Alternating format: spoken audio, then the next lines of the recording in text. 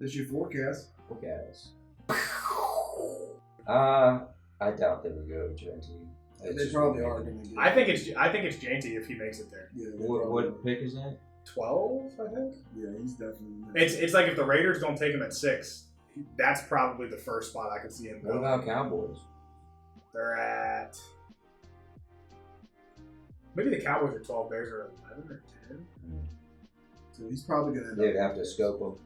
Yeah, but the Bears have clearly addressed the offensive line, right? Like they gave out the second highest deal for a center in NFL history. Yeah. They traded for Tooney. and they traded for a guard from the Rams as well. So I can't think of his name. Aaron something. No, not Aaron. But I mean, Tooney just came off of an All-Pro season playing guard. You know, like he got bullied in the Super Bowl and they put him at tackle. But I mean, he's a guard. You know, he's played good his whole career, even Patriots. It's definitely an improvement. I think they're a very improved team in the right areas so far for what they could do. Yeah, I mean, I'm not going to say that I think they're in a position where they should draft a running back in the first round, especially when we've talked about how good this class is. I don't think they should, but it would not surprise me at all if Ben Johnson came in and immediately said, we need a star playmaker to put behind Caleb Williams and take the pressure off. Well, I will say DeAndre Swift is not that guy. He is not that guy. I think he's a fine back. No, he's not. He's an NFL player in my eyes, but he should not be the lead back on the team. Yeah, exactly. I think he's like at this point in his career, he's probably like a little worse version of Jalen Warren. I think he was better than Jalen. Warren's better than DeAndre Swift right now. Yeah. I think going into this Warren year that Jalen Warren is a better player. Absolutely. And a lot of that for me comes down to ball security issues. Like we've seen it now with multiple organizations. You can't trust the team is going to keep DeAndre Swift on the field because he's had 5+ fumbles in 4 or 5 different years now. Like almost every year in his career, it's at least came up and been an issue. Now with Philly, it wasn't as big of a deal because they were dominating. Yeah. They're just one of the best teams in football. But on a team like the Bears, it's like we're winning 5 games this year. We can't really put up with that. We are losing games based off of these 1 or 2 turnovers, over the course of the season. So Ben Johnson said, or I read somewhere, Ben Johnson definitely wants to bring in another running back. Yeah, he wants to do, I guess, the same sort of thing they did in Detroit. Yeah, and but why wouldn't you want somebody like Jeanty though? Like, yeah, I think every team in the league would love to have Ashton Jeanty. Like, I think they can all sit down and watch the film and be like, damn, he's a damn good ball player. Yeah.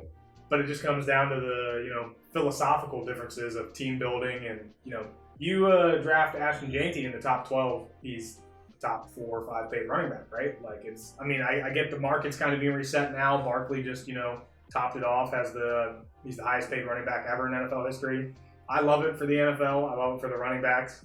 They are kind of, in my opinion, like the money makers of football more so than quarterbacks to me. Just from I think fantasy drives the watching, the viewership numbers of the NFL more than anything personally. Yeah. And running backs are the kind of the crux of fantasy. That's what everybody is after in normal redraft leagues that aren't these super flex leagues and stuff. It's 8 of the top 12 picks are running backs. That's what everybody's looking at, right?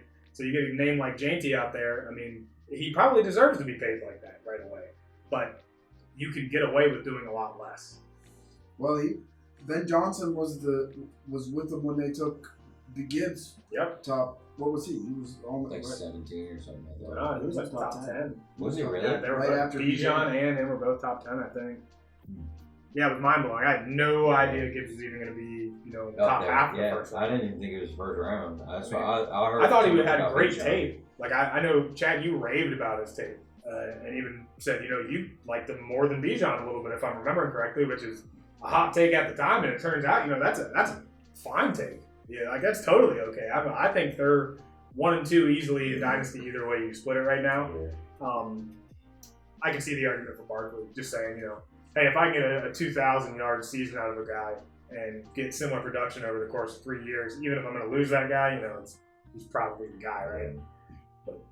Yeah, you can always make a case for the number 1 guy, like Christian McCaffrey last year. Yeah. And that's the problem with making the case for that guy, right? Is if Bijan tears his ACL or Gibbs tears his ACL, they're going to come back on the same team, still on their rookie deal, and have time to prove it, and then earn another big contract. Yeah. Whereas, like, if Barkley blows it out, he's not getting paid again.